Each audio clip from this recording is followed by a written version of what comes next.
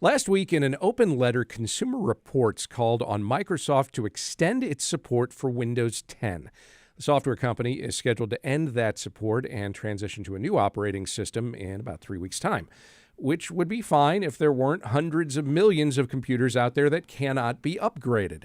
Let's discuss that and some other developments in consumer technology now, as we do on the fourth Monday of each month, with Houston Chronicle columnist Dwight Silverman. Hi, Dwight. Good morning. As we chat, if you have questions or comments about the software and gadgetry that you use in your life, from laptops and desktops to phones and tablets and beyond, you can call or text us at 713-440-8870. You can email us at talk@houstonmatters.org. You can also, of course, comment on our video stream on Houston Public Media's YouTube channel. Why is Microsoft phasing out Windows 10? Let's start there. So Microsoft has like a roadmap for all of its software and its operating systems. Traditionally, I think it was started with Windows 2000. They give them a 10-year lifespan. Windows 10 was launched in 2015, so we're coming up on the 10 years. And they try to be pretty hardcore about that because maintaining an older operating system takes a lot of resources that could be used to develop other software. So the difference with Windows 10 in this case and Windows 11, that its successor, is that Windows 11 has more stringent hardware requirements. For example, it requires a 64-bit processor, and most computers sold in the last decade really have had that, but not all.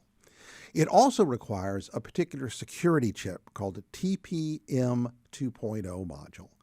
And this allows for more security on the hardware. And Windows 10 doesn't support it. So the problem is that traditionally, Microsoft has tried to make each operating system work on older hardware. They work really hard at that because one of the selling points of Windows is backwards compatibility. But they're throwing that out the window with Windows 10 and Windows 11. So there are right now about 46%, depending on which entity is estimating it, 46% of Windows machines are still running Windows 10. 200 million to 400 million of those can't upgrade. They fall in that category where they simply don't have the hardware capabilities. That's a lot of people. And so Consumer Reports, along with other consumer advocacy groups, is now saying Microsoft needs to delay this. October 14th is when it ends, is when the support ends. And what that means is that there won't be any more security updates or patches or fixes unless you pay $30 for a year's worth, and then you only get that reprieve. You can also do some other things like, for some reason, backing up your settings in Windows Backup will give you that. So, but you still have to jump through hoops to extend it. Consumer Reports wants Microsoft to make all of the patches they're developing, because they're going to continue to make patches for enterprise customers available to consumers for free. That's what they want because of the unique situation here. I wrote about this last week. And what's interesting is Microsoft has been silent, crickets, on the demand from, at least when I last checked, on the demand from Consumer Reports. But this is a big deal because while your computer won't stop working on October 14th, what'll happen is it won't get any more security fixes, which means over time it will become more vulnerable to malware. And Windows is a huge target for malware.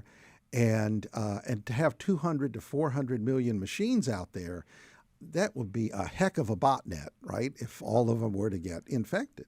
Is that also a risk to people who do have the most modern hardware? I mean, I'm thinking in terms of just the fact that there are so many out there that would be exposed to malware. Does that affect the rest of us?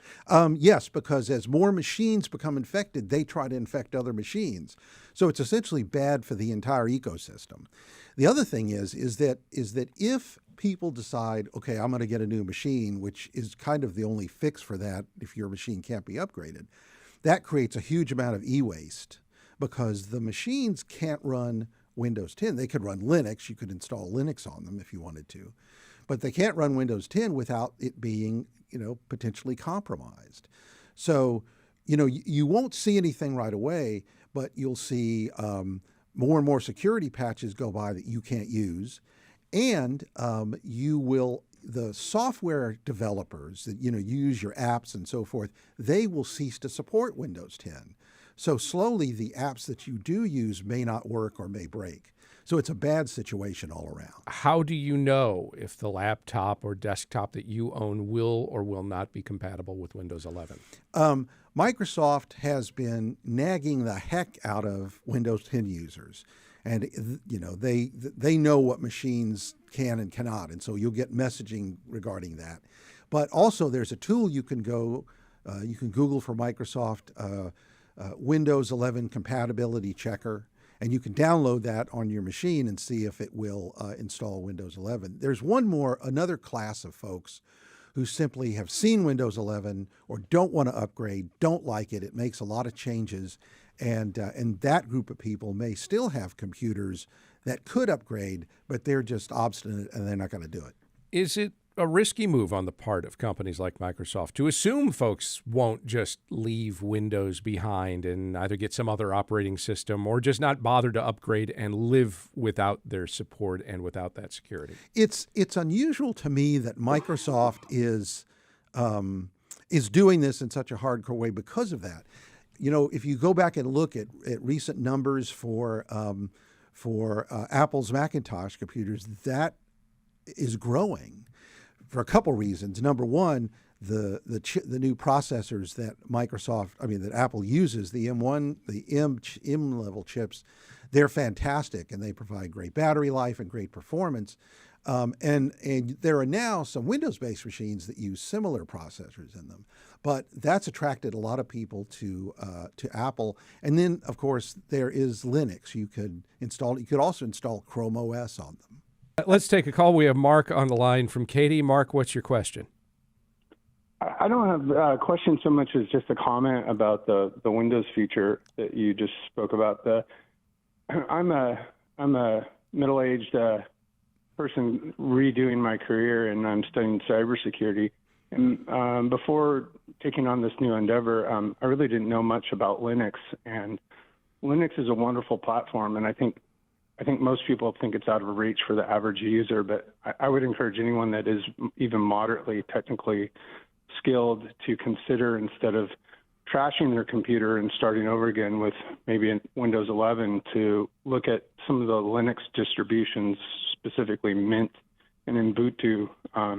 They offer a very Windows-like experience and most likely can run on your computer, and they're very cheap to operate. And it's just a shame that all this hardware may end up in the landfill when it really doesn't need to. And you can get extended functionality from your current hardware by just running a Linux distribution. It just takes a little bit of research and a little bit of your time to get familiar, and oftentimes they're free. All right. Thanks very much for the call and for the comment. Yes, Linux, I would not recommend Linux to most people just because he said a little bit of technical savvy, and I think you need a lot more technical savvy. If you don't know what the term mounting the boot disk means, you're not going to want to try to do this. And certainly if you want to try and you know that you are willing to replace your computer, before you do that, research it, give it a shot. Particularly if I would back up that Windows computer first. Yeah. But I have some Windows virtual machines running on my Mac, and they are much friendlier than they used to be.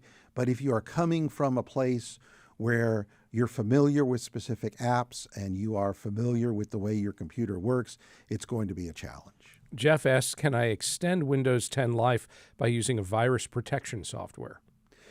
You can do that.